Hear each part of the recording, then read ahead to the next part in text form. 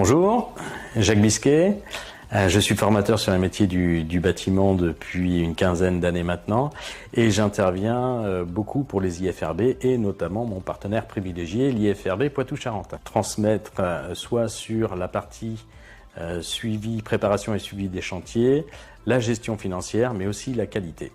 Et ça depuis 12 ans auprès de Poitiers.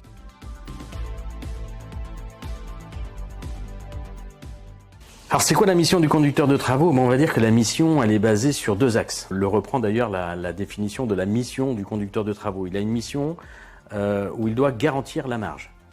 Donc ça c'est la première des choses. Pour ce faire, il est obligé d'acquérir des notions dans la gestion financière, que ce soit pour la composition du prix de vente ou que ce soit pour l'évolution des recettes et des dépenses tout au long de la réalisation du chantier. Et bien sûr être capable de faire un bilan. Mais la rentabilité, on l'a, et ça c'est le deuxième axe, à partir du moment où on est performant sur le chantier. Et ça, cette performance, c'est les équipes qui seront performants sur le chantier, et donc lui, il doit, en fonction des moyens dont il dispose, donner les meilleurs moyens possibles pour que cette performance, cette implication des personnes sur le chantier soit optimale.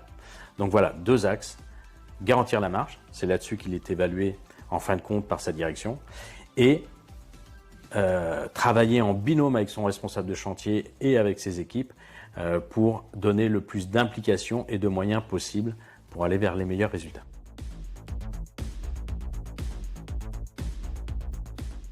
Alors pourquoi c'est un métier polyvalent? Oula, là on peut... Je vais essayer de vous prendre qu'une minute, mais c'est vraiment une notion très importante. D'abord, c'est quelqu'un qui a un pied dans le bureau, un pied sur le terrain. C'est souvent quelqu'un qui est issu du terrain et qui va devoir apprendre à vivre dans un nouvel environnement et à s'intégrer dans cet environnement-là et aussi à maîtriser notamment les outils bureautiques par exemple. Donc ça c'est un premier pas qu'il a à faire et qui demande justement de la souplesse.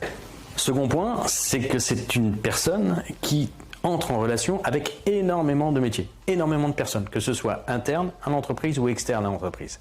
Il est constamment, que ce soit au téléphone ou en vis-à-vis, à communiquer avec d'autres personnes.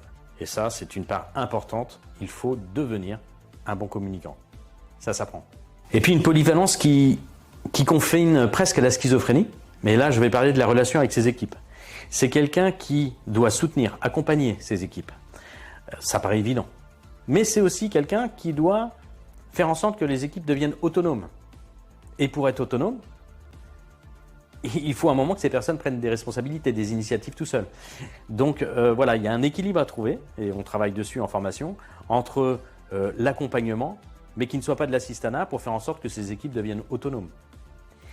Polyvalence, enfin, sur l'ensemble des compétences à acquérir, parce que le conducteur de travaux, c'est quelqu'un qui doit préserver les intérêts de l'entreprise auprès du client et des autres corps d'État. Et pour ce faire, il doit avoir des notions juridiques.